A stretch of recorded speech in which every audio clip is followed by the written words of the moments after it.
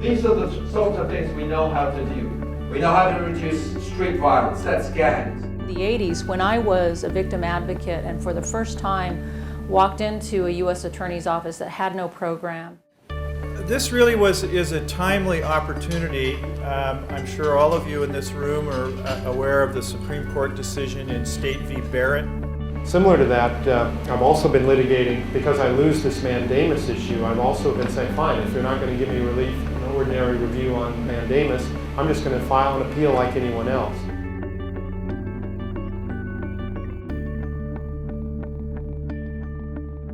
So tonight we're having our reception for our annual conference, and it marks 10 years of crime victims' rights litigation.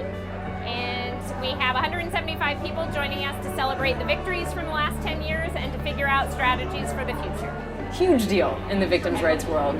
Generally, there's just not enough information out there, or hasn't been, on crime victims' rights, and these people are the bedrock of crime victims' rights. It's so exciting to come here and meet all of them.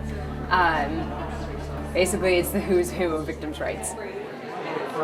Well, we're very fortunate that NCVLI is holding this conference, which is a wonderful program for attorneys who are trying to help crime victims with their legal rights. Probably the best of its kind in the country. So I've been coming actually to the NCVLI conferences ever since the very first one. So I've been here 10 years.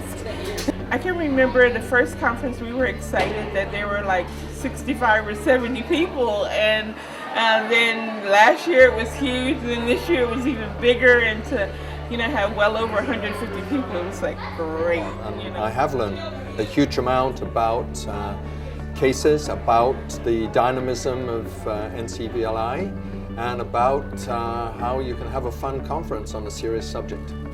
Well, I just would add that to me, one of the core issues in victim services and victim rights from the beginning has been to make them meaningful. And I think what NCVLI does in its day-to-day work helps to put, so we used to say our law is a gummy law because it had no teeth, and what they do is really put teeth behind the meaning of victim rights, and what they're doing is important and needs to be sustained.